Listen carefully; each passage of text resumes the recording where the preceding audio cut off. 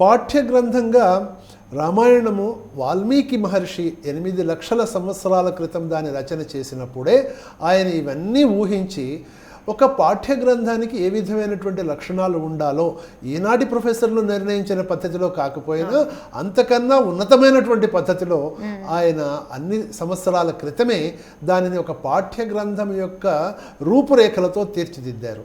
ఉదాహరణకి ఇందాకే మనం చెప్పుకున్నాం, మొదట శీర్షిక ఉండాలి అని.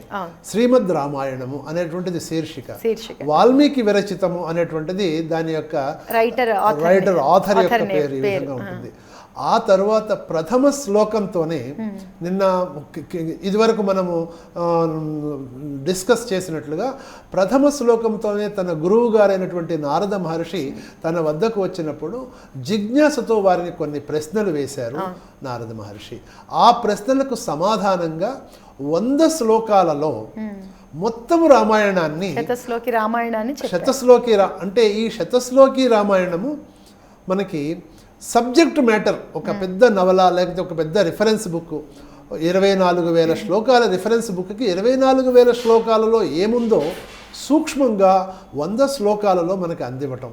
అంటే చాలామంది మనం హ్యూమన్ బిహేవియర్ ఎలా ఉంటుందంటే ఏదైనా ఒక పుస్తకం తీసుకుంటే ఆ పుస్తకాన్ని మొదటి కొద్ది పేజీలు చదువుతాం, 3-4 పేజీలు చాలా ఇంట్రెస్టింగ్గా, ఆ తర్వాత దాన్ని అక్కడ పెడతాము.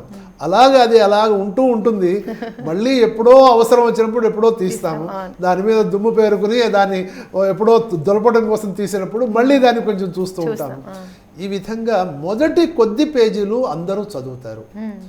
ఈ విషయం తెలుసుకున్నటువంటి మన పూర్వులు రామాయణంలో మొత్తం 24,000 శ్లోకాల రామాయణము చదవటం అనేటువంటిది జరుగుతుందో జరగదో, జరిగినా ఎంతకాలం జరుగుతుందో, కాబట్టి మొత్తం రామాయణము చిన్న సూక్ష్మ రూపంలో 100 శ్లోకాలలో పెట్టి ఈ 100 శ్లోకాలు చదవటం ద్వారా రామాయణం మొత్తం యొక్క విశేషము వారికి అవగతమవుతుంది అనేటువంటి ఒక అద్భుతమైనటువంటి విషయాన్ని వాల్మీకి మహర్షి రామాయణంలో ఆవిష్కరించారు. తద్వారా ప్రారంభించినటువంటి ప్రతివారు కూడా బాలకాండలోని మొట్టమొదటి సర్గ తప్పకుండా చదువుతారు. ఆ మొదటి సర్గలోనే 100 శ్లోకాలు సారాంశము. ఇంతకన్నా ఇంకా సూటిగా ఈ 100 శ్లోకాల సారాంశము కూడా ఇంకా తక్కువ చేయటం మనకు కనిపిస్తుంది.